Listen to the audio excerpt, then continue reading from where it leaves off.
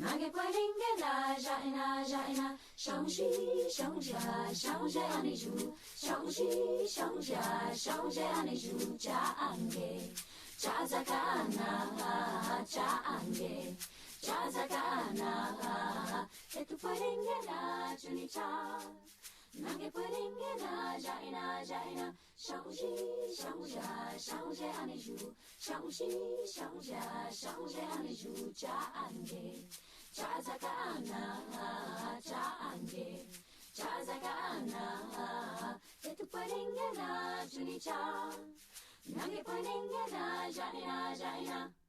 Aye, aye, aye, aye, aye, aye, aye, om. Aye, aye, aye, aye, aye, aye, aye, om, om. Good morning, all. Thank you for joining us. Please look at the bottom right of your screen. If you you can choose your language of interpretation. Posted in the chat are instructions in the different languages as well. We want to make sure everyone is on the right channel, and we will get started shortly.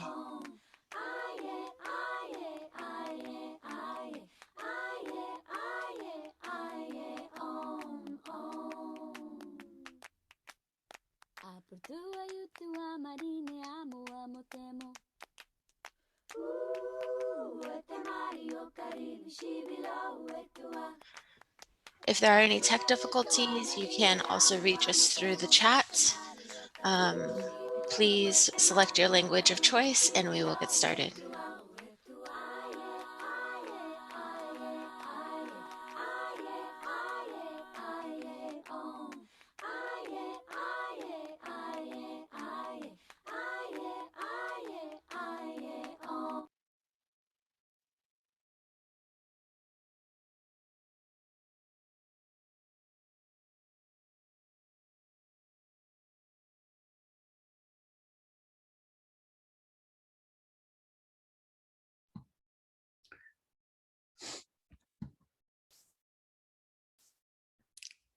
Na, por baby buakaita. Munan Oskal Unihante Marianta. Good day, dear brothers and sisters. My name is Anders, and we welcome you to the International Indigenous Peoples Food Sovereignty Forum. To remind everyone, we have instructions for interpretation in the chat. Please have a look there. I believe every culture, indigenous culture, have stories for kids. And I would like to share with you a Sami story that was told to me by my mother and grandmother. It's of course simplified for the occasion, but it goes as this. Since the beginning of time, the humans and reindeer made an agreement, a sacred agreement, that the reindeer would provide for us everything we need: our food, our clothing, our transportation, our security, and even our worldviews, teaching us our ways. And in return, we should provide for the reindeer pasture lands throughout the year and protect the reindeer from predators. And most specifically, when we are to kill a reindeer, we must do it swiftly and not like the wolf who tears it apart. And in this way, we agreed to take care of each other always. And this agreement cannot be broken. This is a type of social contract between humans and reindeer, or if you will, humans and nature. And it illustrates, of course, our people's relations to nature, our food security, and how our food is situated within wider food systems.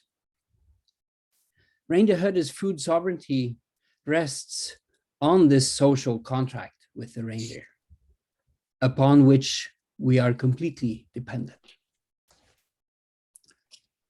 It illustrates what mainstream society today calls animal welfare, but more importantly, it illustrates the need of being respectful with nature. And it warns us what happens if we are not. Because breaking this contract means that we will cease to exist. As Evenki reindeer herders of Eastern Siberia say, if we have reindeer, we have an ethnicity. If we don't have reindeer, we don't. So for us as indigenous reindeer herders, our food represents really everything that is important to us. It's the foundation for life itself, of course, common to all humans, but it's also about our health, physical and mental. It's about our economy. It's about our safety and security. It's about our cultures, our languages, and the social aspects of eating and codes of conduct. And it's also about ethnicity. Food is one of the strongest carriers of human identity. And it also deals with our philosophy, our respect and appreciation. For instance, in our rituals when we are slaughtering reindeer, our ways was always sustainable. Our economy was always circular. So take only what you need, use everything that you take, and share what you have. In other words, working with food really embodies all matters of importance to us as reindeer herders. And this is how we understand food sovereignty. We welcome you all to this meeting. And the intent today is to share information, share what is going on, what is happening with the work on food sovereignty internationally. We could say that, at least for some of us, the United Nations Food Systems Summit may have come about slightly unexpected, but securing indigenous people's participation is nonetheless essential. And while, if you think about the work on climate change, we have Indigenous Peoples Forum interacting with UNFCCC. Our challenge when we think about food and work with food is that it's not just about UN FAO system. It's not just about the food system summit.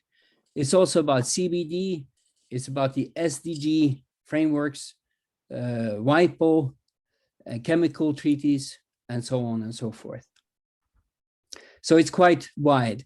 And we will have update from some of these areas, arenas today, to give people a scope of what we are working with, which is really, really broad. And it includes also everything from work on the ground to work within UN bodies. Later today, we will also have a discussion and open up. And of course, as co-organizers of this, we have some aspirations, and we realize that there has never really been an independent indigenous voice on food related to work in the UN, much less any such body officially recognized. So we will try to address this for today. Once again, I remind you that we have interpretation instructions in the chat. And later on, when we open the floor, we need you to ask for the floor by using the raise hands button. As for the program, we will now start first and foremost with the input from Andrea Carmen. I encourage all panelists to put contact information in the chat so that we have shortage of time today, but so that attendees may reach out for additional information. And I encourage all to make available materials used today in the presentations. So without further ado, I give the floor to Andrea Carmen from IITC. The floor is yours. Joku Tesia, really thank you for your introduction and your beautiful story. And I am going to do a very brief report back from all of your input and input received from around the world for Indigenous peoples input from the global consultation into the UN Food Systems Summit, and especially for the pre-summit coming up. We see here Hopi land, dry land farming, one of the many food systems that we represent as Indigenous peoples. Trying to move my screen here. There must be a way. You want to help me, Chris? Oh, wait, I see it. It did it. First of all, as some of you know, and many of you participated, we had the global consultation on a Zoom meeting. It was on May 29th or 30th, depending on your time zone. And we had 96 Indigenous presenters and participants. These are just 3 of the flyers that we put out, the invitations in 3 of the languages. And we're operating in 5 languages like we are today. We agreed on key commitments that have been now passed on to the special envoy for the Food Systems Summit, both in writing and in presentation I was able to make, along with the other Indigenous coordinators of the regional consultations. And as you know, we discussed these before. I won't read them in full because of lack of time. We made a commitment, and one thing we did is add the aspect of corporations based on everybody's feedback, that the states and the UN systems, as well as corporations, will commit to respect, uphold, and fully implement the rights of Indigenous peoples related to the practice of our food sovereignty, such as right to land, water, territories, free prior informed consent, and other rights. We also presented a commitment that states and the UN system, as well as corporations, will commit to ensure the protection, health, and restoration of the environments, ecosystems, food sources, and biodiversity that are required for the practice of our food sovereignty. The third was that states and the UN system will commit to support and implement our own self-defined responses to crisis situations affecting our livelihoods and food systems, such as climate change and the pandemic, COVID-19. And the fourth commitment for states, the UN system, and corporations was that they will commit to implement measures to protect our traditional knowledge and ways of knowing. We also made a commitment and agreed on it as a commitment of Indigenous peoples to prioritize intergenerational knowledge sharing and the involvement of our children and youth. With the survey that we circulated, we were really taken aback to get the level of response from 28 countries of Indigenous peoples, all 7 regions, all 5 languages, 134, and I think that's low, Indigenous peoples and nations, but the representation was over 3 million, 3.5 million. And we were wondering, how can that be right? We don't want to over-report, but even just looking at 2 of the large consolidated reports from the Chittagong Hill Tracts and Coika in South America, representing 9 countries of Amazon peoples, there are already 3 million individuals represented. We also received input from family farmers representing 15 family members. So there was quite a range. Just to go through this quickly, and we will have a report with the full responses, but 75% of those responding said that they themselves were food producers. You can see we received input from all of the 7 indigenous regions, the greatest number from Latin America and the Caribbean. We received input from all of the ecosystems that were targeted, from coastal, forest, desert, mountain, Arctic, plains, and other as well. And all of the traditional means of subsistence that we had targeted. Fishing, hunting, marine mammals, farming, gathering, herding, and pastoralism, as well as others. And I asked Janine Yazi, who compiled the responses for us, what was included under other. And she said, for example, traditional medicines were named there. Very important to us, and what we've been able to really stress to the Food System Summit is that 78% of the indigenous peoples that responded said that their food systems had been impacted by human rights violations. This is showing one from our nation, Yaqui Nation, of our water being siphoned away to the cities and large agribusiness. Also, 94% had been impacted by crisis situations, such as climate change. It's a picture of the hurricane in Boriquén in Puerto Rico. Also, the large percentage said that their responses to these crisis situations had not been taken on board by government and UN bodies, their proposed solutions.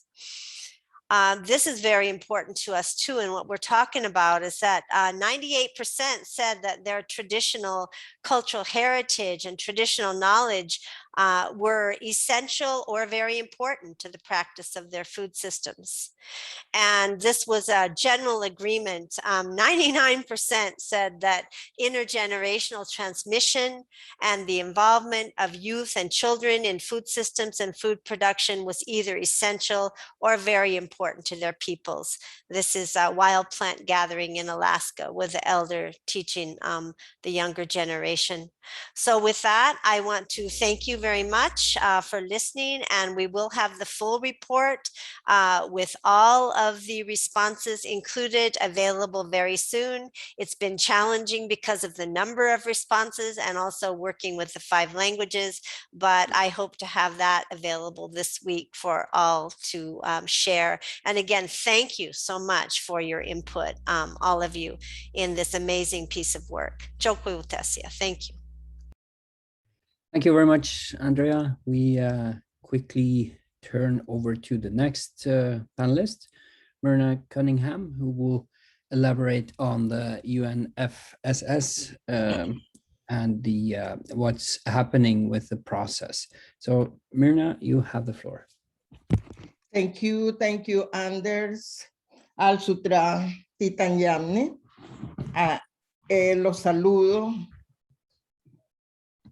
Los saludo desde mi pueblo, el pueblo Miskito de Nicaragua.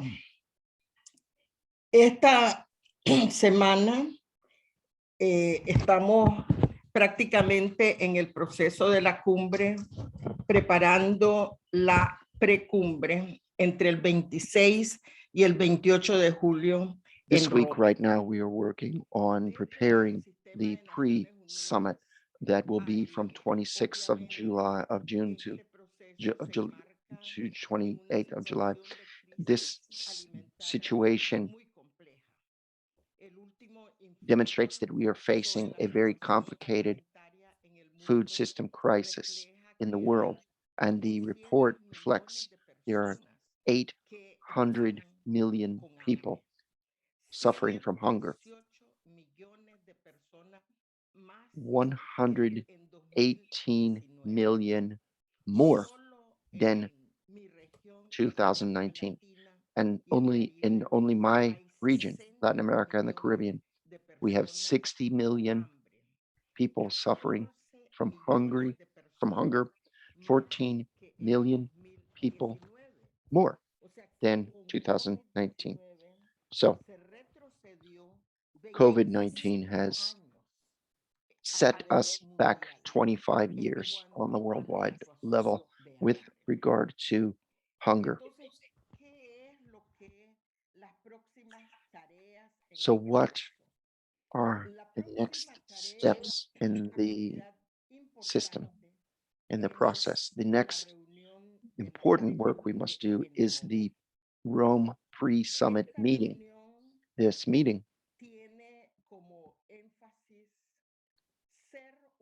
the emphasis of this meeting is to hold a people's pre-summit and to, within this pre-summit, achieve a vision of the situation with production, producers, people in rural areas, indigenous peoples, and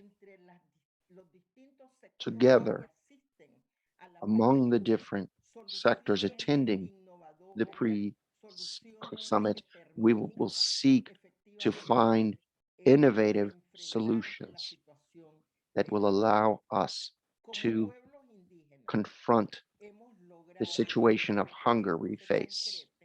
As indigenous peoples, we have achieved among the 200 people who will be able to attend in person in Rome, we have gotten over 10 participants. These 10 participants have been selected through the regional processes, and also we are choosing some of our champions and some of our expert members to be a part of the tracks as expert participants. And we have also been able to incorporate the participation of several indigenous delegates throughout the agenda of the pre-summit, from the opening ceremony and throughout the agenda in the different activities, including a special session for indigenous peoples. And the objective of that session will be to reaffirm our rights to our food systems and also to show our contributions to food systems. And also the scientific committee presented its document this week, and we're not satisfied with the way that the indigenous peoples aspects have been incorporated, and we have picked up several inputs on this. And on Thursday, interpreter speaking, we have technical problems. Apologies. The speaker has frozen.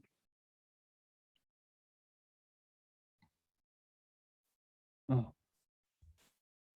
It seems, Myrna, we have some challenges with the technical parts. I suggest we leave Myrna at that, and if she wants to add a few points, we will come back to that under discussion. I hope that's okay for everyone. I will remind the speakers to be to the point with the use of time, and Janine Jassy will show a timer on her camera once it's 2 minutes left of the speaking time. So be aware of that. We will continue, and we will now have reports and updates from different UN bodies addressing food sovereignty issues. We will have 3 minutes for each speaker, and the first one will be Saul Vicente Vasquez, Again, remind ourselves that this is a beginning of discussion between us, so we will try to use the time as efficiently as possible. So you have the floor, mind the timer. Thank you.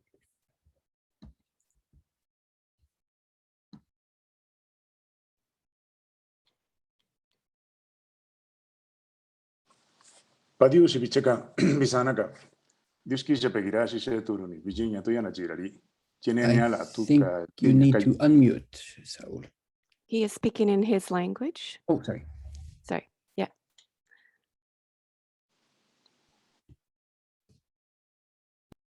Muchas gracias. Thank you very much. Brothers and sisters, I was giving you a greeting in my Zapoteca language. We are going to speak about our participation in the civil society mechanism and Indigenous peoples on the UN Committee for Food Security. In 2009, the Committee of Food Security had a reform, and this was due to the mobilization of hundreds of organizations of food producers on small scale that took to this space, and they have decided to work with this mechanism in 2010. And it has a characteristic as it is an autonomous space for the committee. This gives a voice and a concrete space for the participation of all these social groups most affected by food insecurity and malnutrition. And the purpose of the mechanism is to facilitate civil society participation and the coordination of the Committee on Food Security. It's an open and inclusive space, and therefore it is not composed of official members, but rather of participating organization.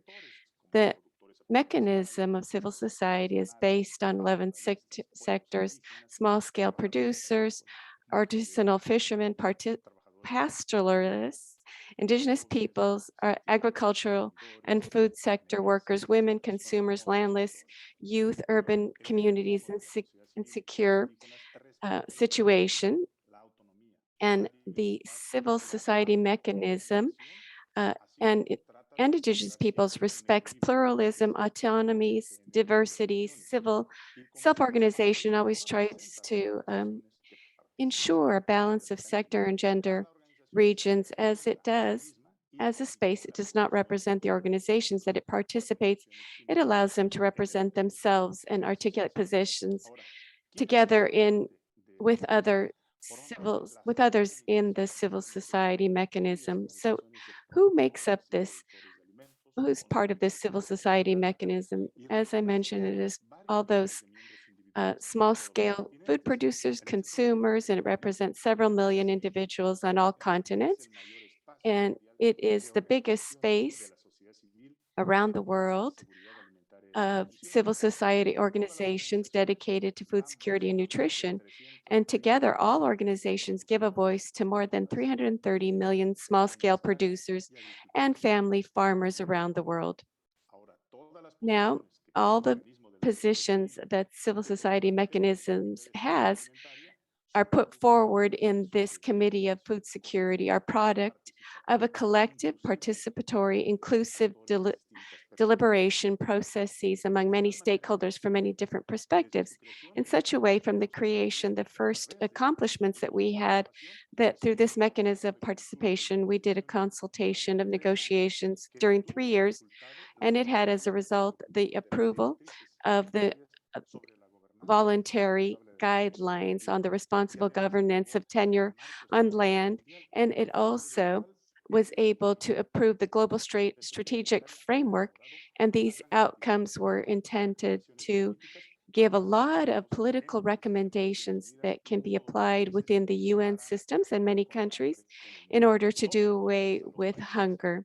So now the countries have to take into account these policies and these guidelines to take them into account. And we hope that the Food Systems Summit will not weaken these spaces, but rather strengthen and give a voice to the indigenous peoples and food producers throughout the world. Thank you very much. Thank you very much, Saul, for that introduction. It's important to see how we can follow up on the work with the civil society mechanism. We shall continue with the next speaker, Janine Jassy, who will speak about the high-level political forum for sustainable development goals. Janine, the floor is yours. And mind everyone, keep the time, please. I will have to be strict in order to secure this. Forgive me for that. Janine, the floor is yours. Absolutely. Thank you, Yate. Hello to everyone who has joined us today. The high-level political forum on the Sustainable Development Goals is a little different. Comprised of 17 global goals, the 17 goals are broken down into different targets to measure implementation, but the entire process is voluntary. And so each year at the high-level political forum, states submit, if they're willing to, voluntary national reports on how they are doing to meet the sustainable goals. For a long time, Indigenous peoples' participation in this mechanism was a space, just like any other space, where it was hard fought for. And there were many advancements and achievements made in including Indigenous peoples' concerns and the targets to meet the goals. But the general approach of the Indigenous Peoples Major Group, which is one of 9 recognized constituencies engaging with the high-level political forum, is to emphasize the importance of the interconnectedness of all of the goals. And with SDG 2, which is the goal of zero hunger, articulated as the goal to end hunger, achieve food security, and improve nutrition, and promote sustainable agriculture, several of the aspects of this particular goal are relevant to Indigenous peoples' challenges, solutions, and realities on the ground.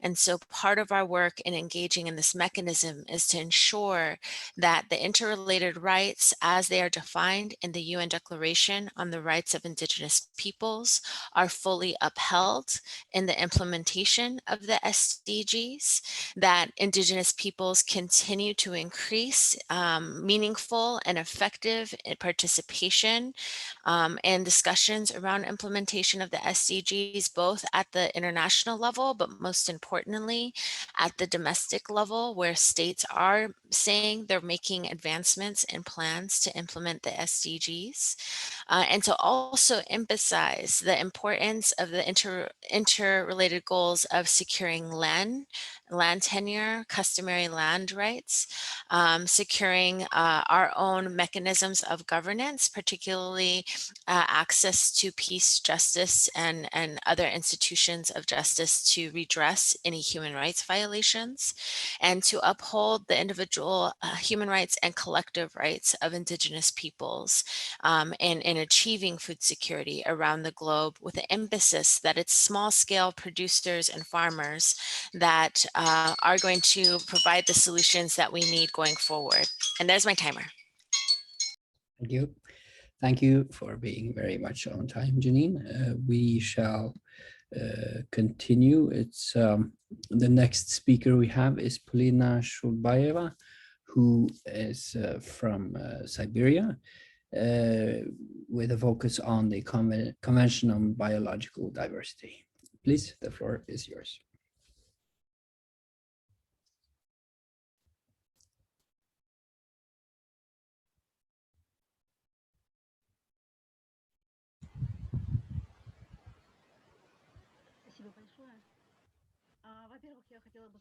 Thank you very much.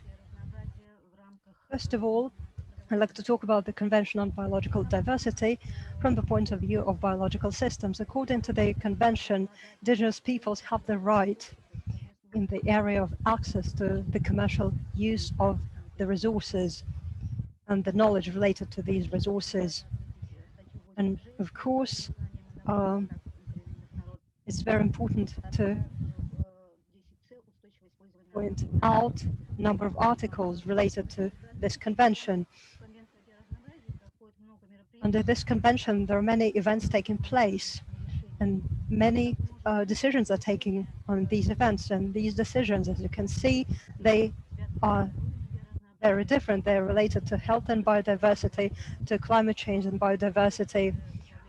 For example, sustainable control of wildlife.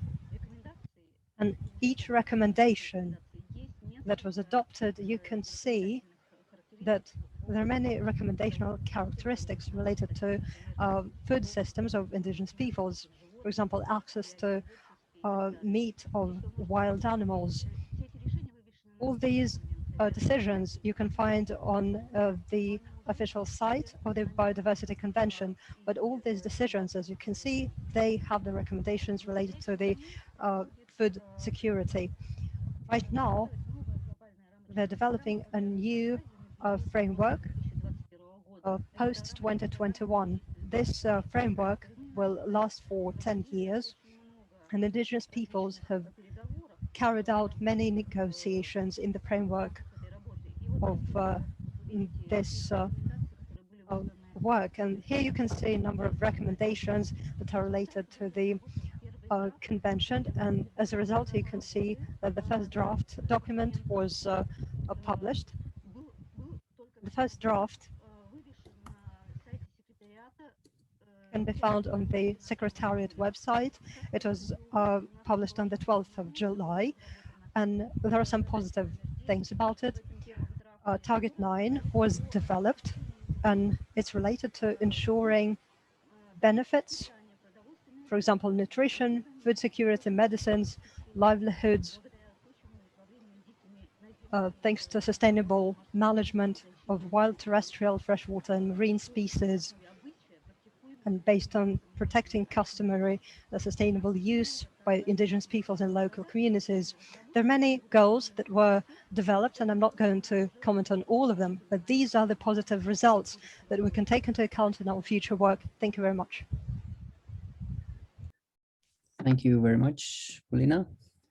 That's excellent. And I remind speakers to please, we should make available the materials here so everyone can have a closer look at what is being dealt with.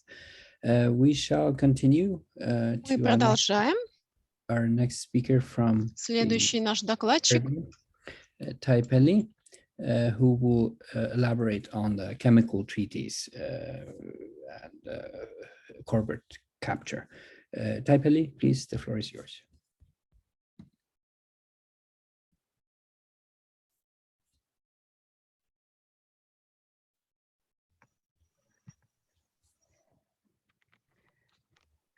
Guaitiao. Good day, relatives. Les continúo en español. I'm going to continue in Spanish. Now I'm going to talk about chemicals when we're talking about food and nutrition, and I had prepared something else, but because we have so little time, I want to explain to you at least 3 of the multiple conventions that we have about chemicals. Just to resume about this, there is the Convention on Stockholm, the Stockholm Convention, and this has to do with an international treaty where the parties get together and they identify chemicals that could be dangerous and toxic for human health and for the environment. And then they are put on a list to be eliminated, to be prohibited or restricted. The convention, Stockholm Convention, has been one where we have been able to participate, even though we have a lot of challenges still before us that take place during these conservation conversations. There are exceptions that can last at least 100 years. The Rotterdam Convention, which has to do with the importing and exporting of these dangerous chemicals to other countries. And the third, the Basilea Convention has to do with the depositing of toxic waste. And the intention is that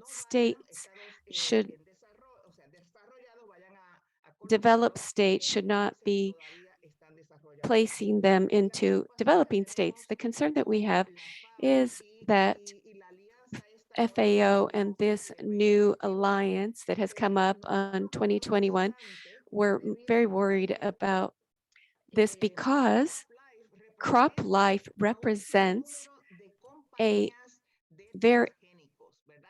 great number of different entities like Monsanto that produce GMO crops, and the statistics that have been shared by our sister Mirna. And I'm very worried about this when we're talking about that hunger is increasing. By more than 118 million people are suffering more from hunger. We have to think about this, especially when Indigenous peoples and others have presented before FAO their opposition against this type of alliance. And we still have a lot more to work on, but we have to be alert because during this time where there exists hunger and it continues to increase, we are going to find that these alliances and these GMO companies, corporations are going to be getting involved and taking over our spaces. So thank you very much. Hahom. Thank you so much, Taipeli, a very useful and concerning warning there. We continue quickly so that we may proceed to discussions as planned. Next speaker is Chris Hohaney, North America, on the convention of the certification, and special favorite of mine, the youth perspectives. So Chris, please, the floor is yours. Hello, everybody. Good morning, good day, good evening.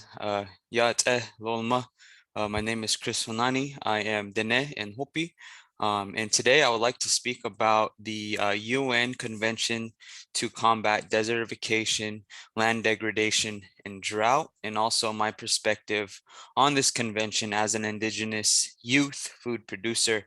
I grew up on the Hopi Reservation growing our traditional Hopi corn and also other Hopi plants. And with that experience, I was able to pick up a lot of traditional knowledge regarding foods, and coming from a high desert area that is experiencing one of the worst periods of drought on record, I felt that it was important for myself to be present at this convention, which was held in 2019 in Delhi, India. So the convention was a historic moment because for the first time, the Global Youth Caucus, which I was invited to attend, on desertification and land degradation had been established into a permanent mechanism to help engage youth more meaningfully on issues of desertification, land degradation, and drought. Desertification and land-related issues have been identified as a critical threat to human security in various dimensions. With 42% of the world's population being young people, this called us to act and be more concerned about environmental issues, which revolve around desertification, land degradation, and the climate crisis. A sense of urgency on these environmental issues have been raised by major global reports, and if we act collectively against these challenges, we can avoid loss of biodiversity, ecosystem, and protect the fate of the 8.7 million species on this planet.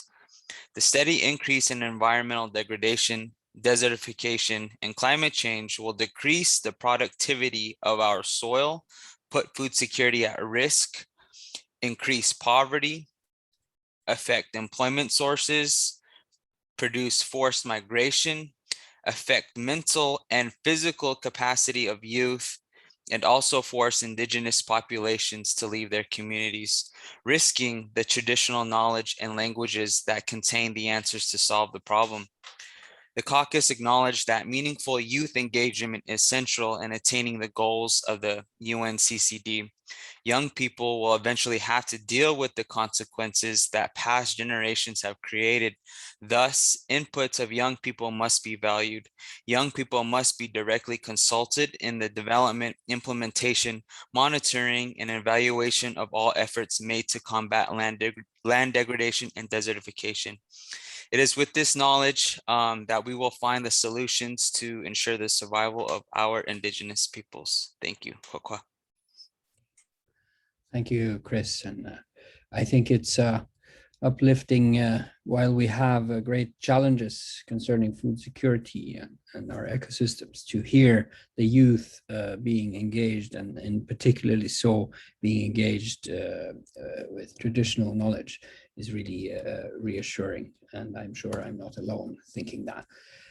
We shall proceed to our next speaker, Rochelle Diver from Lake Superior, North America, with FAO, Committee on Indigenous Peoples Food Sovereignty Forum. So please, Rochelle, the floor is yours. Miigwech Anders, and warm greetings to everyone. I'm going to share a couple processes of the UN that you may or may not be familiar with. I'm going to do so quickly due to lack of time, but I will put my presentation in the chat, and it has links for you to be able to find out more information if you're interested. The two processes I'm going to be talking about today are the Committee on Fisheries and Indigenous Peoples' participation in this process in the FAO. There are voluntary guidelines on small scale fisheries that could be of use to some of you and some of your communities. We don't see much Indigenous participation in this process. So I have created a listserv for us to become more connected, to put calls out for information, threats you may be facing, and also for speakers to engage in this process. The voluntary guidelines on small scale fisheries promote a human rights-based approach, and they are currently in the stages of working on implementation. Here is the listserv. You can put your email in the chat today. It's a brand new listserv. I'll begin adding people. You can also send me an email, which will be in the chat as well. The other process is the Minimata Convention on Mercury. This is an international legally binding treaty. If you or your community is impacted by mercury, I strongly suggest you take a look at this convention, see if your country has ratified. And we're hoping to get more Indigenous participation, have full regional participation with gender and youth balance in the Conference of the Parties to come. So please take a look. It's crucial to have our voices heard. Industry is allowed in these meetings, and they are drowning out Indigenous peoples and civil society. So we really hope to increase and have robust participation. Just some quick highlights: ban on new mercury mines, phase out mercury in products. We see them in face creams, children's toys, measures on emissions, artisanal and small scale gold mining, which I know is impacting many of your communities, and storage and disposal of mercury as well. One more that's not on the list are mercury related dental amalgams. Some of us may have those in our mouths. They're very harmful for children and impact our women greatly as well. So there's my timer, Shimi Gwich. Many thanks to all of you. And here's my contact information. Thank you so much. Thank you so much, Rochelle. It's a useful, important reminder of the, let's say, invisible threats that we may be facing even without knowing. So that's very useful. We continue with our next speaker from the continent of Africa, Lucy Mulenkei, who is a Maasai. with a focus on International Indigenous Women's Biodiversity Network. Please, the floor is yours. Thank you very much, Chair, and thank you everyone for this wonderful meeting that's going on. And it's really good that we keep following these processes and make sure that we participate. I appreciate all the presentations. The Indigenous Women and Biodiversity is a global network of Indigenous women from Africa, Latin America, Asia, Arctic, the Pacific, and also in other small regions like the Great Lakes and wherever Indigenous people are found. And we started this network through the Convention on Biological Diversity, which Paulina just was able to present. And the main idea was to try and make sure that we highlight the important and the vital role played by Indigenous women on biodiversity conservation. And we continue to find that we even want to, we need to continue participating in different processes, not only on biodiversity conservation, but we know that this particular biodiversity holds up everything. If we destroy our biodiversity, we destroy our food systems with production, and also we get a great impact on climatic changes. And we really wanted to make sure that Indigenous women can be able to be visible. And we've been working in different spheres, trying to do our networks on our own and trying to work with different parties and processes so that we can be able to have a visibility and also to have recognition that Indigenous women play a vital role. And also we need to make sure that they are recognized and included in both planning, implementation, and monitoring of the food production and food systems. As Chair Anders, you had already explained what your grandmother and your mother gave you a story long time ago when you were young. And this is because women are the ones who feed the world. They're the ones who put the food on the table, and they're the ones who really know which and what time. And we have seen a lot of experiences and seen that Indigenous women are resilient and have been able to work very keenly in terms of looking at different areas when there is disaster, when there is pandemic, that what we have already seen, climate change and so on. They are always ready to be there to be able to make sure that their family live in a very healthy way of life and are also comfortable and have a food to explain and to be able to make sure that the families and the communities are intact and well looked after. I think it's very important to know that the major problems that Indigenous women face is mainly because of different laws and land tenure issues that we have in different countries in the areas that I've mentioned. And these are the ones that kind of bring a lot of problems in terms of, and challenges in terms of trying to make sure that there's food production and safe food for the families, and the impact that we get in different ways. And a human rights perspective approach is very, very important. So I know that time is really limited, but I think one key recommendation to give to all of us is that we should continue together to work together to make sure that we can move on the process, and not only when we have big conferences. We have to keep on keeping our voice loud. Thank you very much for this opportunity. Thank you so much, Lucy. That's a very useful reminder there. Women feed the world, puts the food on the table. The role of women in reindeer herding is undisputed. Clearly, women lead the way. So let's work together with you. We continue to the next speaker. We are getting close to the end of the presentations. The next one is, and pardon my pronunciation, Ghazali Ohorella from the Pacific on the topic of the UN Forum on Climate Change conference. So Ghazali, please, the floor is yours. Thank you so much, and I think your pronunciation was spot on, so appreciate that, definitely. Let me start off my short presentation with a quote that a friend of mine, a negotiator from the Climate UNFCCC told me, and he said, which is a warning to us: beware, traditional knowledge databases, market mechanisms. These are part of the latest iteration of imperialism.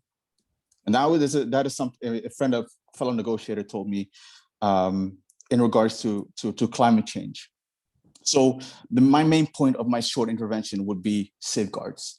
like Janine already talked about, right, in terms of the SDGs and all the other previous speakers before me, the Declaration on the Rights of Indigenous Peoples needs to be the normative framework and everything, especially when it comes to climate change. Obviously, you have the local communities and Indigenous Peoples platform, which is a very good vehicle or platform for Indigenous peoples to interact with the United Nations Framework Convention on Climate Change. However, there are some other processes under the UNFCCC that are affecting food systems, which also the Coronovia process, which is to explore the potential of agriculture and climate change.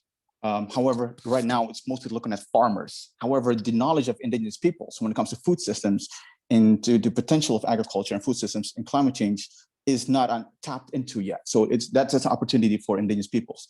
The most important thing is what I want to talk about is Article 6. It is a market mechanism, and which basically is it will mess with the self-determination and the free power from consent of Indigenous peoples' lands, territories, and resources. States get carbon credits for land for projects, and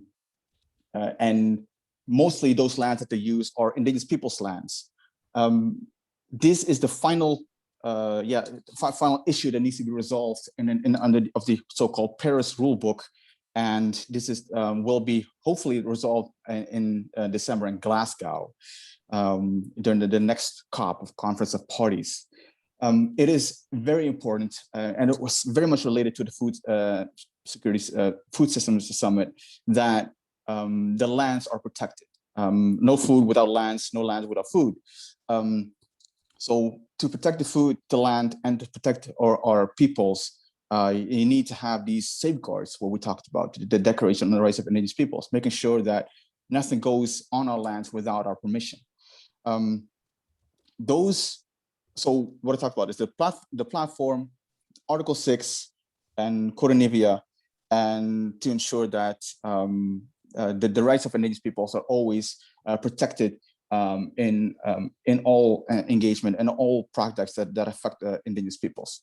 And I'd like to keep it at that for now. Thank you so much.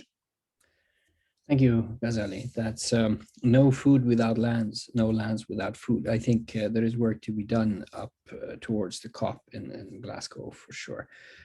So thank you for that. We will now turn to our last panelist, Georgi Carino from Asia, on the International Panel of Experts on Sustainable Food Systems. Georgi, the floor is yours, please.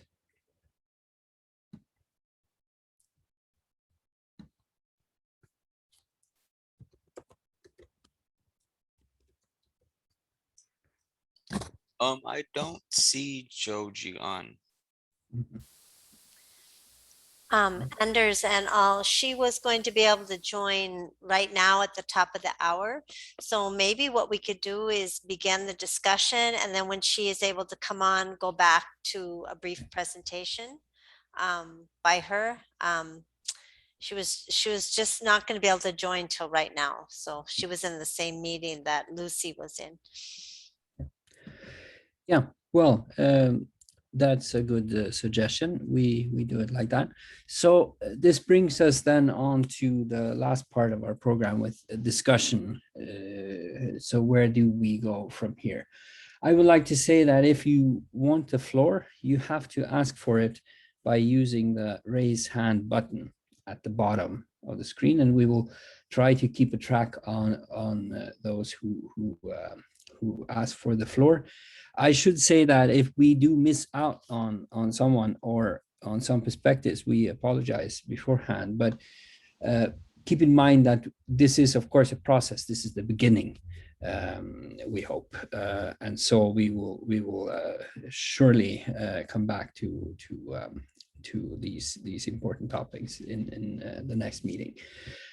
So now we've heard perspectives from a wide diversity of different mechanisms, groups, conventions within the UN system. And I take it, but I raise the question still, that we are in agreement that this makes sense to talk about and continue talking about. But let's hear from the first people who have asked for the floor. I have noted Saul, and then Andrea and Frank Etawageshik. So Saul, I believe you are first. The floor is yours.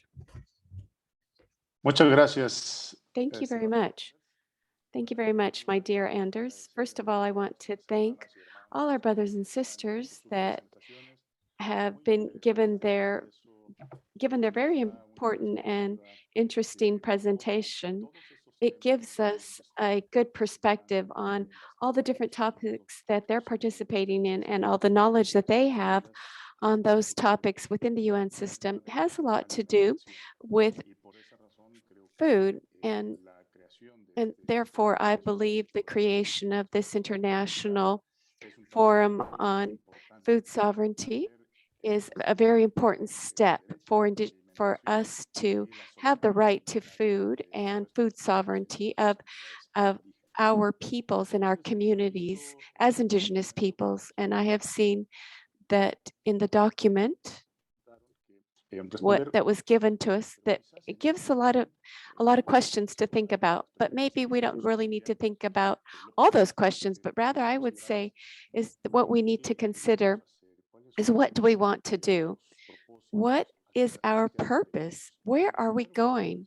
And the first thing I want to tell you is that the purpose is really to have a space for coordination and reflection among our Indigenous brothers and sisters from the different regions of the world so that we can have a strong voice within the UN system, above all, like the bodies that are in Rome that deal with food issues, and also on the committee, the World Committee of Food Security, but especially to have an articulated, coordinated voice that reflects our peoples and our communities.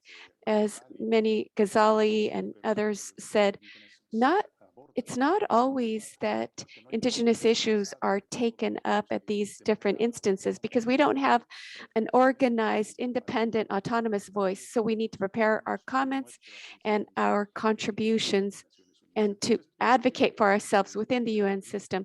So I would like to suggest that we ratify, that we constitute ourselves as this International Indigenous Peoples Forum on Food Sovereignty, to have a strong coordinated voice that represents our people on this topic of food, and also to look to coordinate with other processes when our brothers are working on biodiversity, climate change, and on these different conventions on pesticides, et cetera, et cetera. So that's what I'd like to say. Thank you very much for giving me the floor.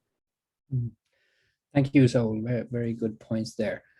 I think I also see we have some asking for the floor among attendees, but I will turn first to Andrea and then Frank, and then among attendees we will ask Mary Jane Garcia Infante later.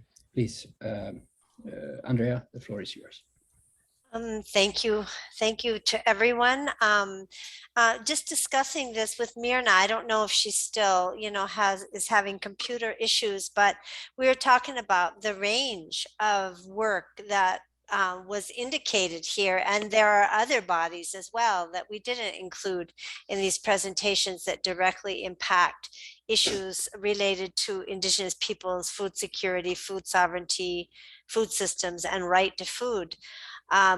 But we were saying that that's the challenge of bringing us all together, but it's also why we need, as she said, this platform for discussion, because we're working in so many different areas. And it's a challenge because other Indigenous peoples forums, for instance, biodiversity and on climate change, interact with just one convention process or one body at the UN, whereas we have to discuss a range of bodies and interactions, and as mentioned at the beginning, also our work on the ground to protect these rights where we're actually producing our food. So we had talked about the need for further discussion. We're challenged because interpretation costs money. That's the only thing that really is requires cost when we're doing it on virtual format, but to maybe have another meeting after the pre-summit of the UN Food Systems Summit, in which Indigenous peoples are engaged, and some are going to actually be in Rome and others will be virtually involved. But we had suggested, just talking among the coordinators, maybe doing it on Saturday, the 28th of August, just to throw out that possible date, if everyone agrees that we want to keep doing this. And it belongs to all of us. It doesn't belong to IHEC or any one organization. It really is a caucus and is open to everyone. So I just wanted to mention those things. Thank you. Thank you, Andrea, and the concrete suggestion there for a follow-up meeting. I think we will now turn to Frank. Frank, the floor is yours. Greetings to everyone. Good morning, good afternoon, or good evening, wherever you are. I'm Frank Itawagishik. I'm from the Great Lakes area of Michigan, and I just wanted to speak about two things. First, I wanted to endorse what Saul had presented about the importance of us organizing this body. I certainly want to endorse that. I think it's a very good idea. I'm involved in the Indigenous Caucus at the Climate Change, but I'm also involved at the World Intellectual Properties Organization, where we're working on patents, trademarks, and copyrights issues. And there's an Indigenous Caucus there as well. And there are things that intersect with what we're doing here, because they're dealing with issues there at this Intergovernmental Council on traditional knowledge, traditional cultural expressions, and genetic resources. And the way those intersect with our foods is, of course, with traditional knowledge. It's, harvesting and farming, gathering practices, traditional expressions, our song and ceremony that go along with those, and genetic resources are the protection of our seeds, and the whole assault on the biodiversity of the world through monoculture farming and growing. And so these are things that we're working on there and trying to protect Indigenous people's interests there. So there's a direct connection between that body at the UN and what we're talking about here. So I just wanted to endorse these, endorse this idea of forming this forum together, and I look forward to the rest of the discussion. Thank you. Thank you, Frank. Very well. I think we will now, I see Andrea's hand is still up. No, I assume sorry. it's left over. We shall now hear from one of the attendees, Mary Jane Garcia Infante, please. Anders, also we have Joji on. Oh, yeah, okay. So whenever you want, we can also give the floor to her as well. Then I will use this opportunity to welcome Joji to speak. We will not forget our colleague from the Garcia Infante. We will keep you for now. We will not forget you, but we invite Joji to speak. Please, Joji, the floor is yours. Thanks very much. Yes, I just wanted to say a few words about the UN Food Summit. But before that, I think I'd like to endorse that we do have a body that will be following food issues, because indeed it touches so many of these processes, but more importantly, it's so central to the work that we are doing in our communities. So I'm a member of IPES Food. That's the International Panel of Experts on Food Systems, Sustainable Food Systems. And we have been following the UN Food Summit quite closely because of its impacts, but also many of the risks and problems that may have arisen from it. So perhaps you already discussed that compared to other UN summits, this came out of the World Economic Forum, and that the appointed head of this, Agnes Kalibata, is very closely associated with the Green Revolution in Africa, right? So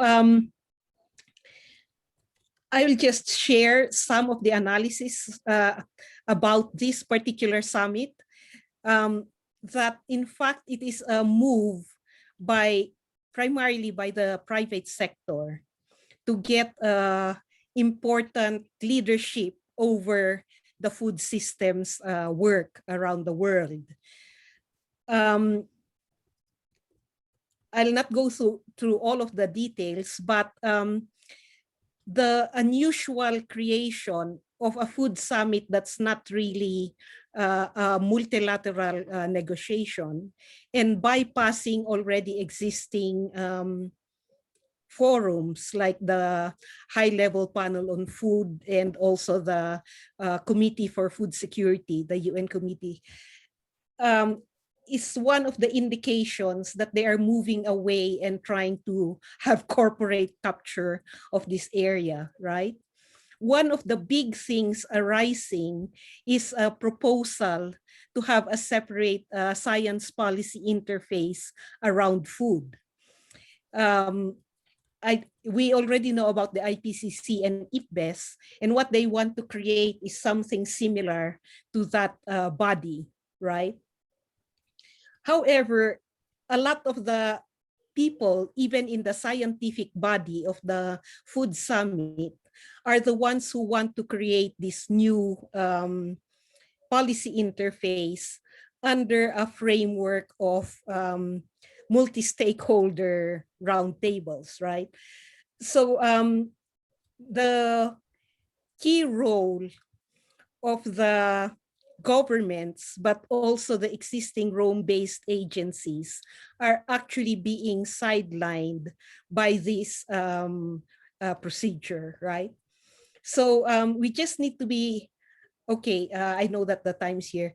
We just need to be careful that the follow-up of this, one is this solutions-based or game changers.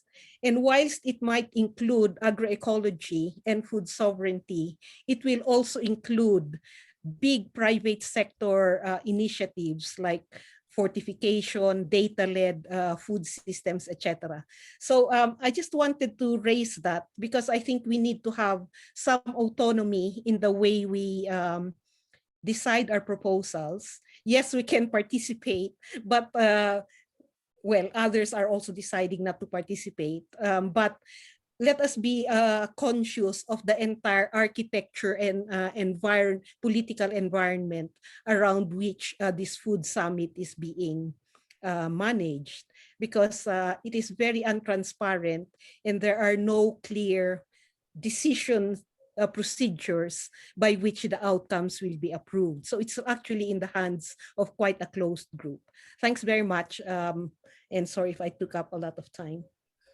No, that was very, very interesting and I believe very important, Georgie. So your concerns on the corporate capture here and sidelining procedures established in the UN is very much shared by at least the Association of World Reindeer Herders. So I think this was very useful. I'm very happy we got you into the program today. I promised to continue the question round or comments round. So we have Mary Jane Garcia Infante first, and then we have Catherine Murupainga. Hola. Pardon my pronunciations. Hola. Hello.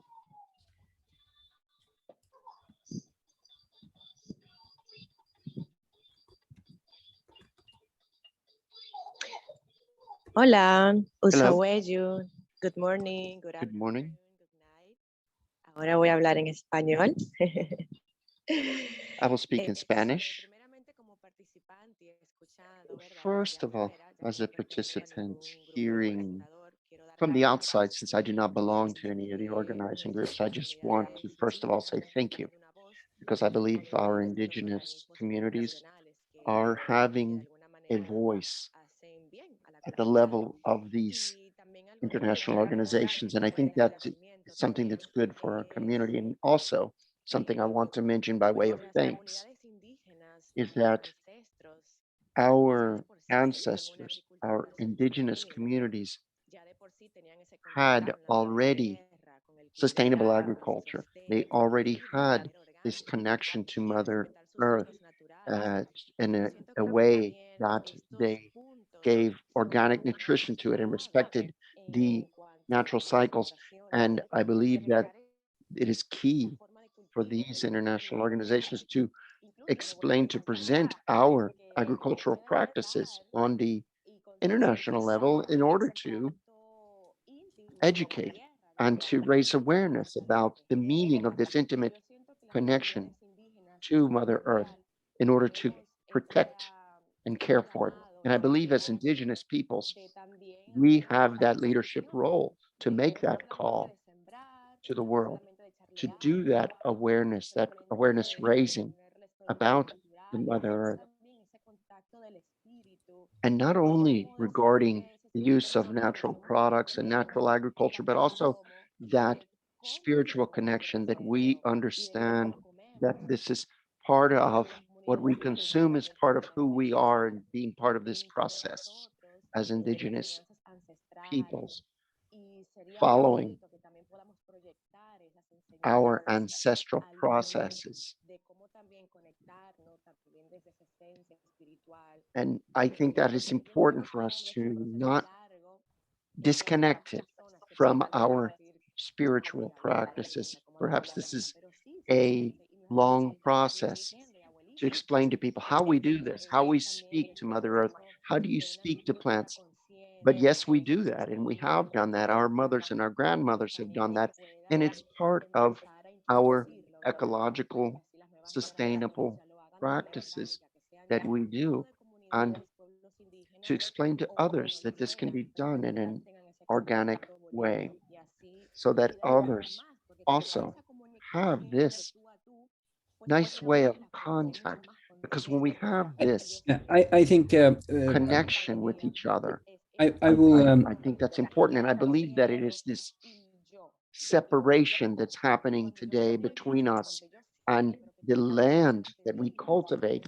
When I understand that this connection between the land and me is a connection with something that's alive, and then I know better how to protect and care for it. I just want to say thank you to everyone. Thank you all. I'm so happy to see my sister Taipeli from my Taino Caribbean nation here. Thank you all very much. Ahom. Thank you.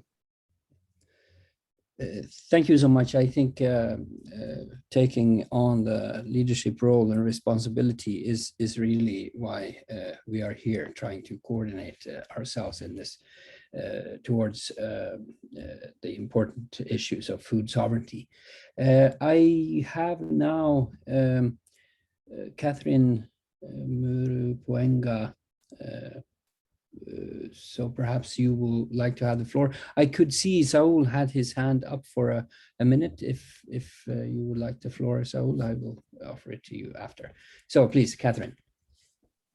And mind you, let's keep this so that everyone who wish to speak, keep it short and concise. And please, if you have questions, we would like to have them. Questions for the panelists.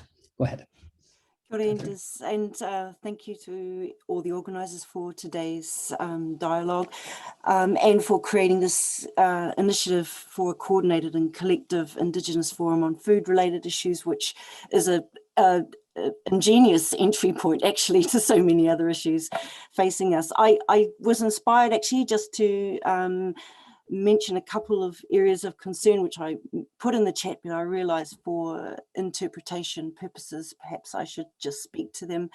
The first one is with regarding false technical solutions, which I believe will be pushed at COP26 because of the driver for solutions to the climate crisis.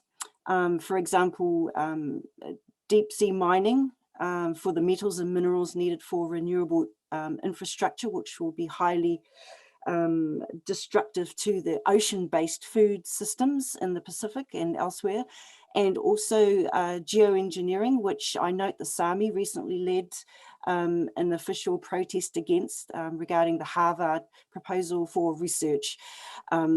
That's a huge area. I really encourage everyone to look into that because it's a massive threat to our food security.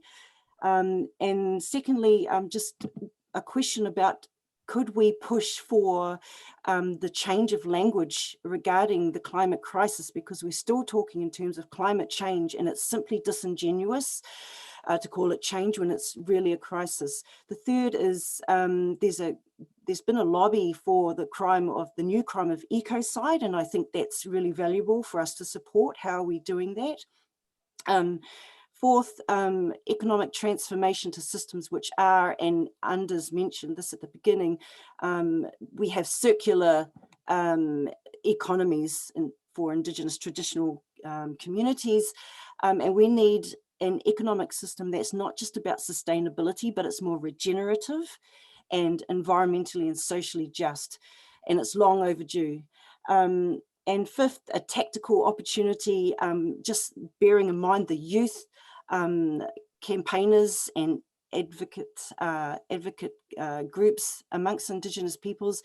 There's a rising voice to have the voting age in different countries changed to 16 years of age. And I believe that's a really compelling case, and we need to get more young people to have a say in the policies and decisions that are being made in the world today that directly affect them and their futures. They have the most skin in the game. So those are just some ideas from me, and just wondering whether this forum could help move those and progress those along. Thank you very much once again. Kia ora. Thank you, Catherine. If anyone among the panelists would like to respond to what has been brought forward, I invite you to do so. We are short on time. I would just like to also use this opportunity to say that the Association of World Reindeer Herders, representing the 24 different indigenous peoples of nomadic indigenous peoples of the Arctic, are also in full support of this initiative. We endorse it fully.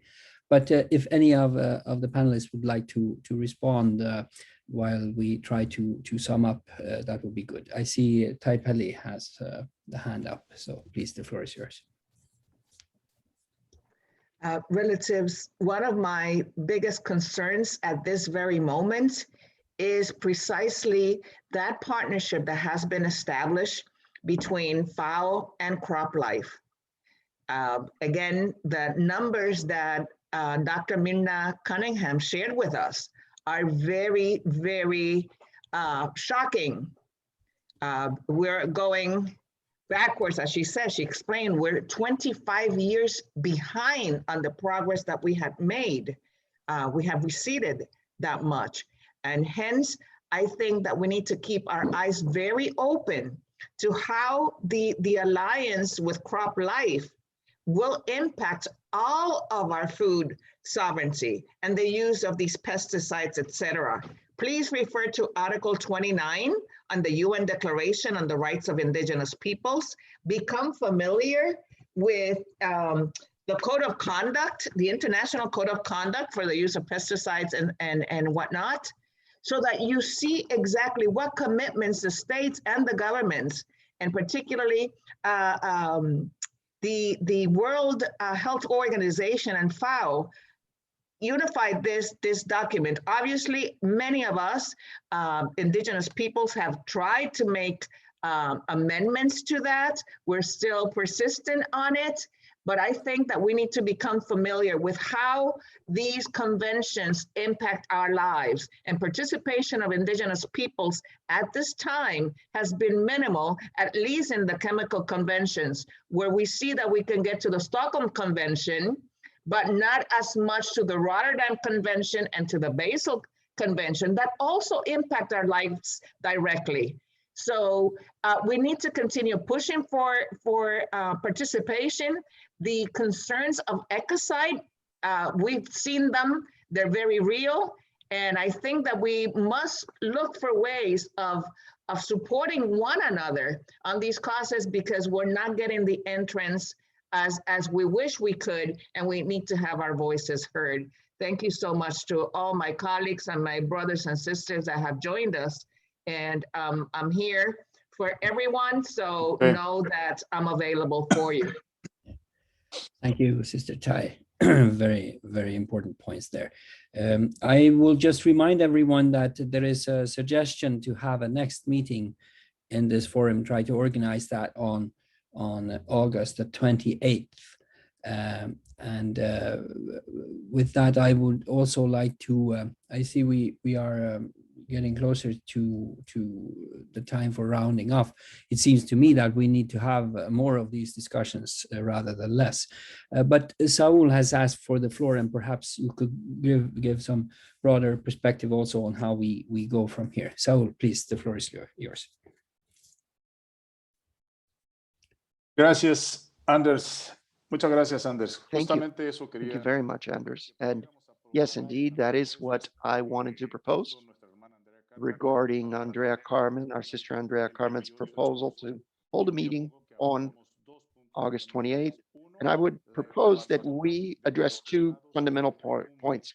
First, evaluation of the points on the agenda of the pre-summit for food systems and the issues that Joji Carino and Catherine and others of you have brought up about evaluating the outcomes of the pre-summit, also all of the questions that we need to discuss as the International Forum of Indigenous Peoples on food sovereignty and some of our organizational questions that we must resolve. I believe those are 2 points that we need to discuss, and I would propose that we agree on the next date for on the date for our next meeting. Thank you very much.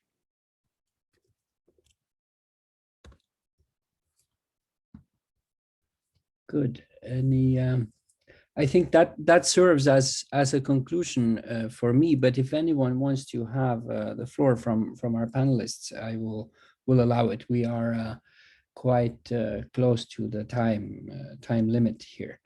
But we are then in agreement on the 28th, and we have those two agenda items as Saul has proposed, unless I hear someone wanting to add something. That does not seem to be the case. So I think for me at least, this has served as a very good start and beginning of a process for us to organize in this direction. We've heard from several panelists on just basically the need we have to stay on all of these arenas by coordinated efforts and make our voice heard. And it seems to me we have so much that we need to elaborate on together and put our hands together and heads together to make a good strategy for follow-up. Of course, there will be issues concerning the funding of such a group and so on and so forth. I will use this opportunity to thank Andrea and IITC for generously being able to co-sponsor the translations and so on for this meeting. But we need to find robust ways, of course, over time to fund this work. But I think then, unless anyone has something else to say, we will aim for the 28th. We will make a call for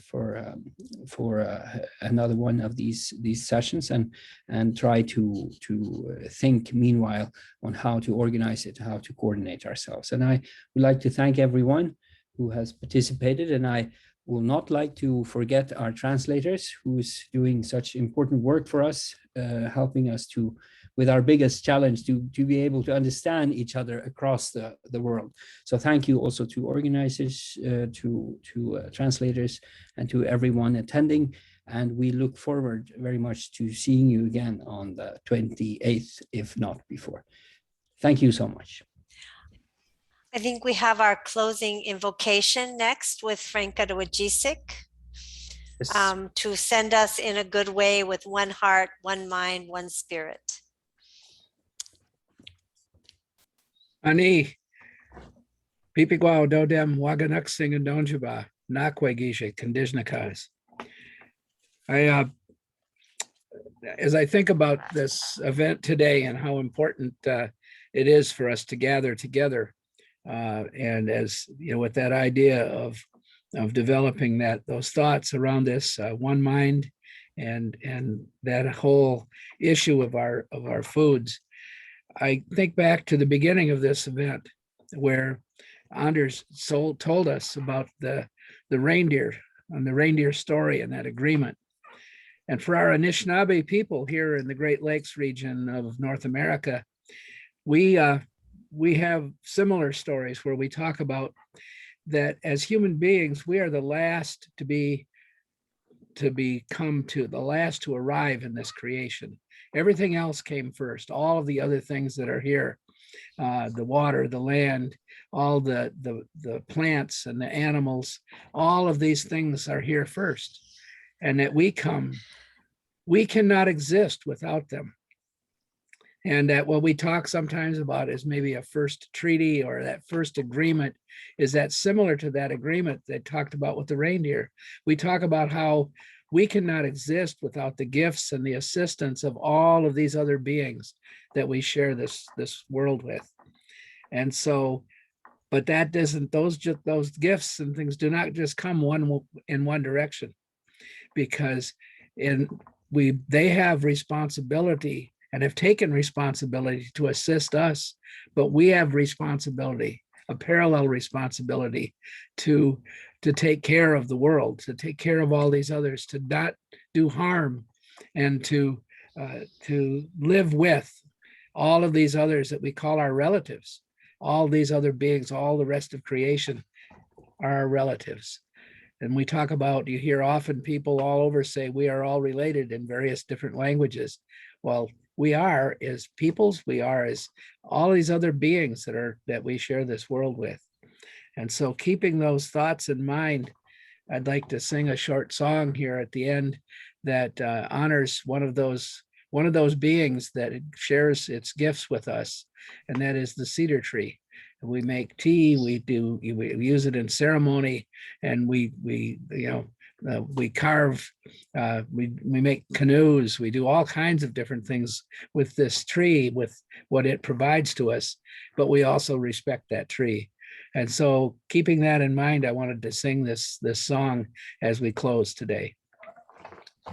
Giwabanakijik metegachitawa onis nadawa benadisi win gawenjamoa nanishanabeg nanina nokamas nin dabendendan anokamas akijik Gitchitwawa wenjigosi win Giwabanakijik metegachitawa Onis nadawa benadisi win Gawenjamoa nanishanabeg nanina nokamas nin dabendendan anokamas akijik Gitchitwawa wenjigosi win Giwabanakijik metegachitawa Onis nadawa benadisi win Gawenjamoa nanishanabeg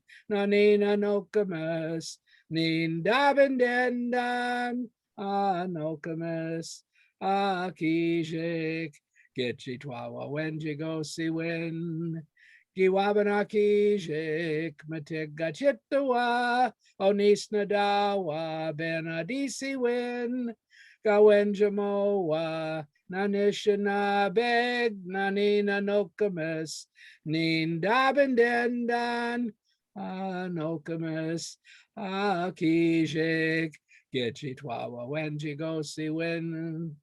Oh, miigwech. Thank you everybody for being here and for doing this great work.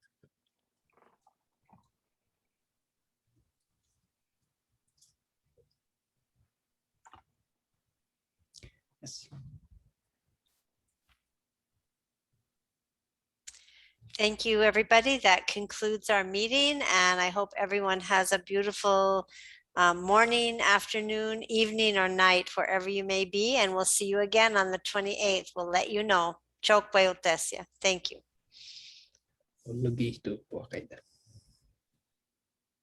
Thank you also, Anders, for being a wonderful moderator. Seneca Kakona to everyone. Abundant blessings. I had one comment that I wanted to add, and that is it would be good to coordinate. On the 28th is also the first day of a 2-day Indigenous Caucus meeting for the United Nations World Intellectual Properties Organization. And so because that's going to be happening on Geneva time, we should try to coordinate the time for this meeting, but that meeting will be several hours long. And so I just wanted to inform people that I may have other obligations depending on how the time comes.